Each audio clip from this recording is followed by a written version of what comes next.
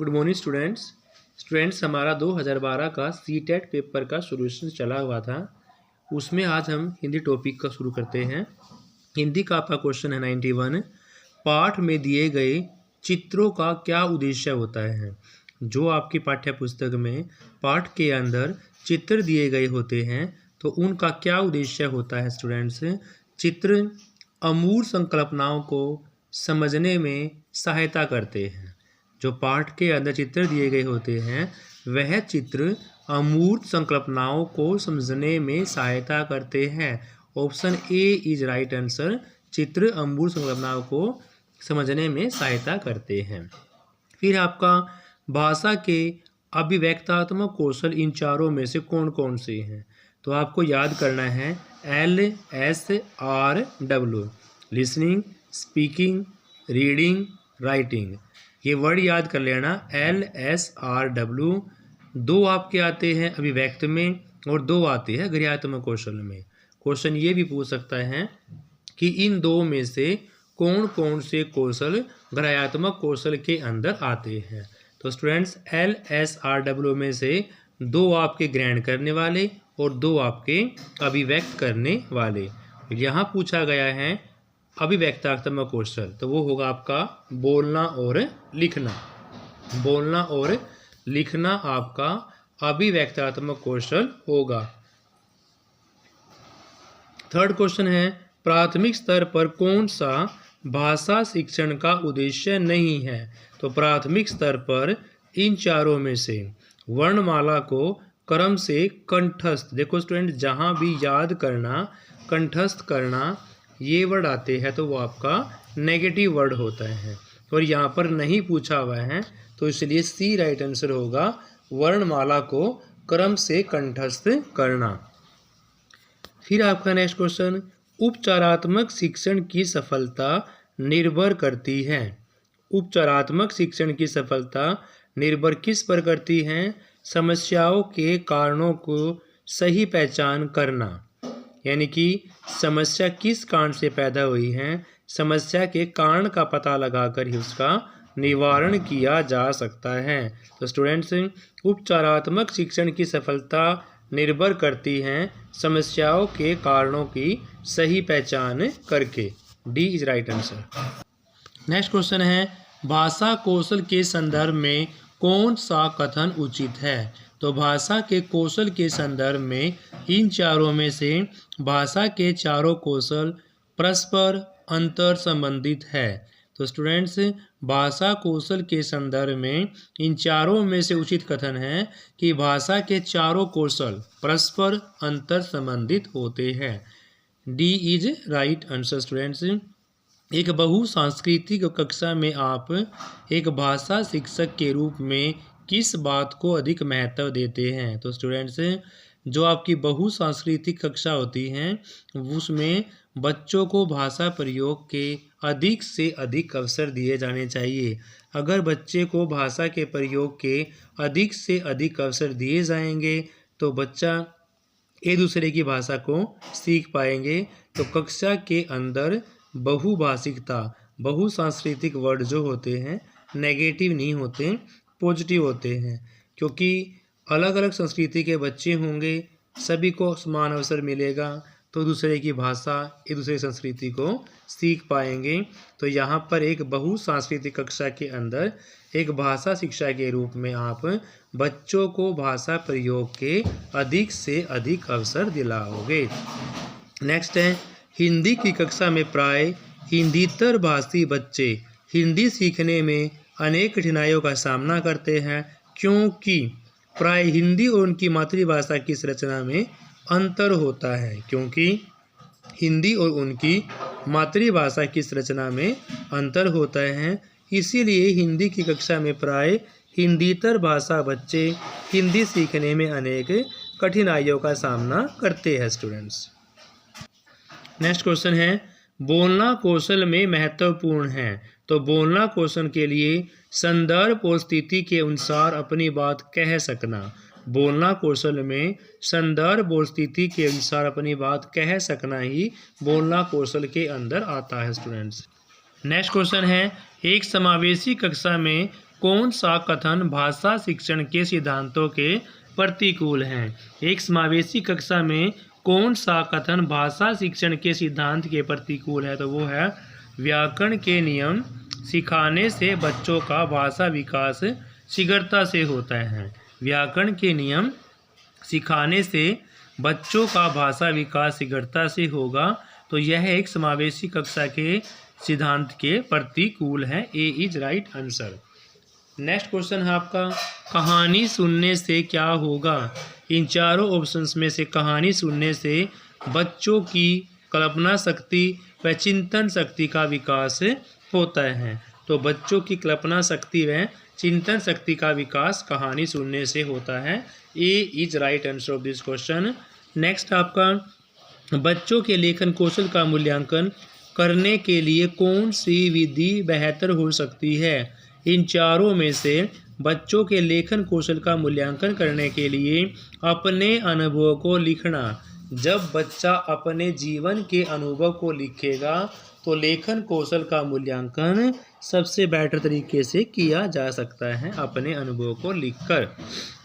Next question है आपका, एक भाषा शिक्षक के रूप में सबसे बड़ी चुनौती है। भाषा शिक्षक के रूप में इन चारों में से सबसे बड़ी चुनौती कौन सी होगी? तो बच्चों को भाषा सीखने के महत्व से परिचित कराना। बच्चों को भाषा सीखने के महत्व से परिचित कराना ही एक भाषा शिक्षक के रूप में सबसे बड़ी चुनौती होगी। B is right answer students. Next question है, भाषा शिक्षण में पाठ्य पुस्तक जो होती है, तो भाषा के शिक्षण में पाठ्य पुस्तक एक साधन होती है, साध्य नहीं होती। पाठ्य पुस्तक क्या होती है? साधन होती है, ना कि साध्य। गृह कार्य के बारे में कौन सा कथन उचित है? गृह कार्य के विषय में बच्चों की क्षमताओं स्तर के अनुसार गृह कार्य दिया जाना चाहिए। यह कथन सबसे उचित माना गया है कि बच्चों की क्षमताओं और स्तर के अनुसार ही गृह कार्य दिया जाना चाहिए। नेक्स्ट क्वेश्चन है आपका, प्राथमिक स्तर पर बच्चों की भाषा शिक्षा के संदर्भ में कौन सा कथन असत्य है?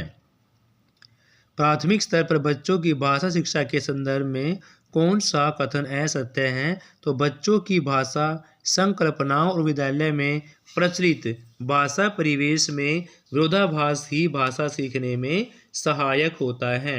बच्चों की भाषा संकल्पना और विद्यालय में प्रचलित भाषा परिवेश में विरोधाभास ही भाषा सीखने में सहायक होता है। यह कथन आपका असत्य है।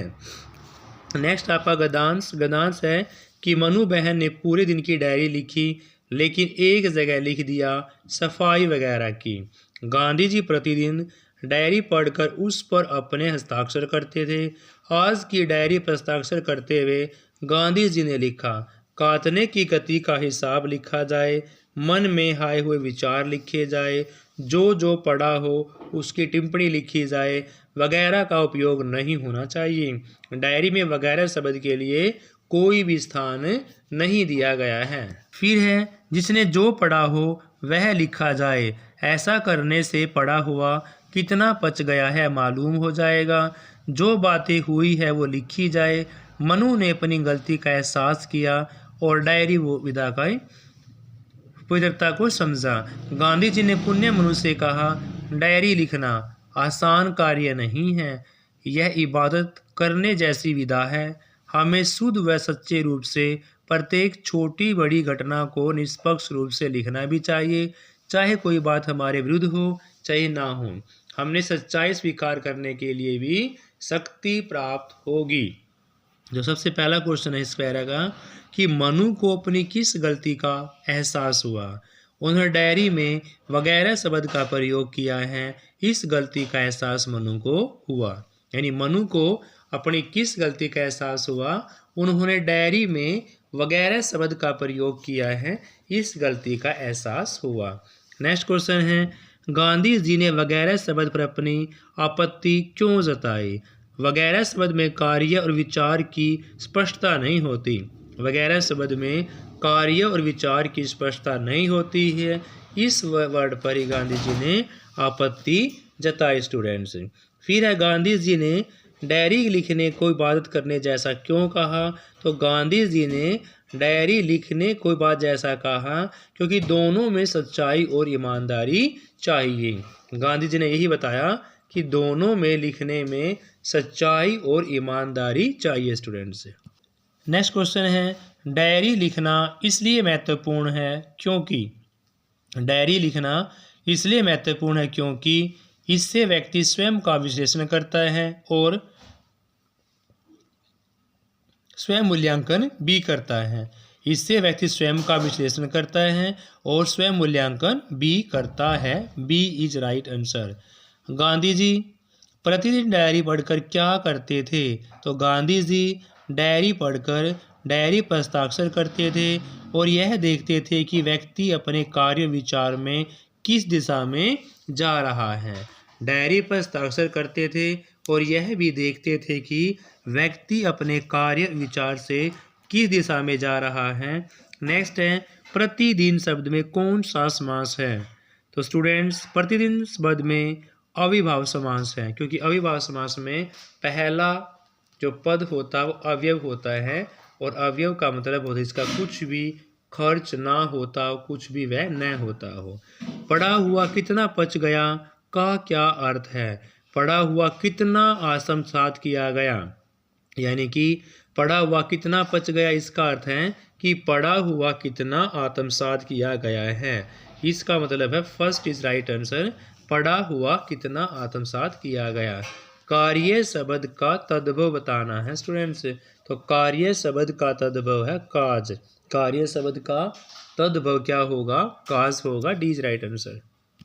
नेक्स्ट है, विचार में इक प्रत्यय लगाने से क्या बनेगा? तो विचार में इक प्रत्यय लगाकर वैचारिक बनेगा। विचार में इक प्रत्यय लगाकर वैचारिक बनेगा।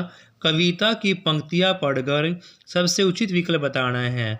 अब न गहरी नींद में मैं तुम सो सकोगे, गीत गाकर मैं जगाने आ रहा हूँ, अतल अस्तातल तुम्हें जाने न दूंगा, अरुण उद्याचल सजाने आ रहा हूँ।